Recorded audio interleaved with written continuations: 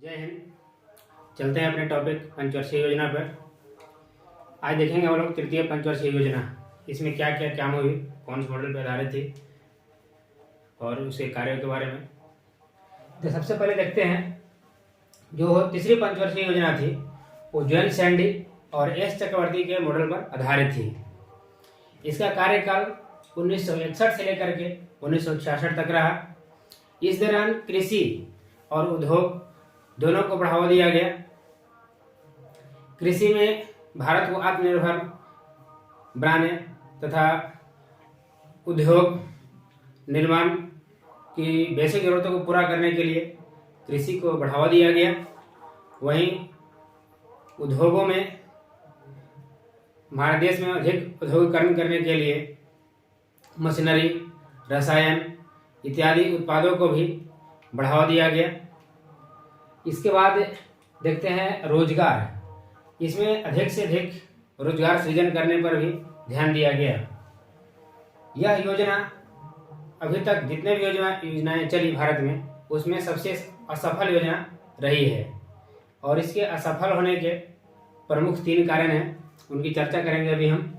सबसे पहला कारण है 1962 का चाइना से युद्ध, जिसमें हमारे पूर्व प्रधानमंत्री नेहरू जी की मृत्यु हो गई थी।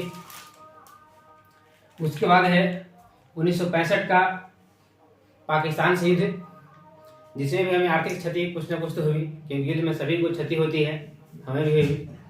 और उसके बाद है 1966 का भीषण सूखा। इसमें हमारे देश के प्रधानमंत्री लाल बहादुर शास्त्री थे। उन्होंने किसानों को उत्साह बढ़ाने के लिए जय जवान जय किसान का नारा दिया था। और इस योजना के बाद अगले 3 सालों तक कोई भी योजना नहीं आई। तो इस दौरान के काल को हम लोग योजना अवकाश कहते हैं, जिसका कार्यकाल था 1966 से लेकर 1969 तक के।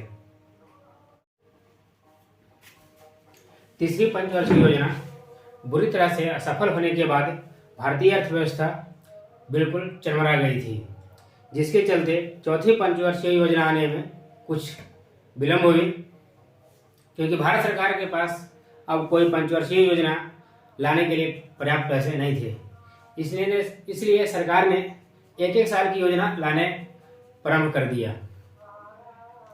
क्योंकि 1966 में जब तीसरी पंचवर्षीय योजना खत्म हुई थी तो 3 साल तक भारत में किसी प्रकार का कोई योजना नहीं आई। तो 1966 से लेकर के 1969 की काल को हम योजना अवकाश कहते हैं। तो इन योजना अवकाश में सबसे पहले हरित क्रांति कार्यक्रम को शुरू किया गया, जिनके जनक एस स्वामीनाथन हैं। वैसे हरित क्रांति शब्द के जनक विश्व स्तर पर अमेरिकी वैज्ञानिक नॉर्मन बोरलॉग हैं और यह शब्द विलियम गार्ड के द्वारा दिया गया है। भारत में हरित क्रांति का केंद्र यूपी के शामली स्थान पर नहीं था। और हरित क्रांति से सर्वाधिक लाभ पंजाब स्टेट को हुआ था।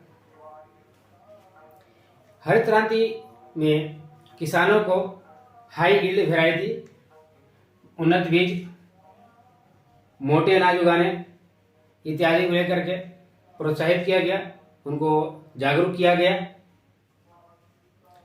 इससे हरित क्रांति होने के बाद गेहूं के उत्पादन में अधिक वृद्धि हुई थी, जबकि धान के उत्पादन कुछ हद तक कम हो गई थी और तिलहन के उत्पादन पर कोई खास फर्क नहीं पड़ा था।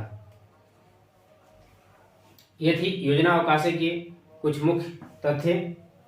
इनको आप स्क्रीनशॉट कर सकते हैं या फिर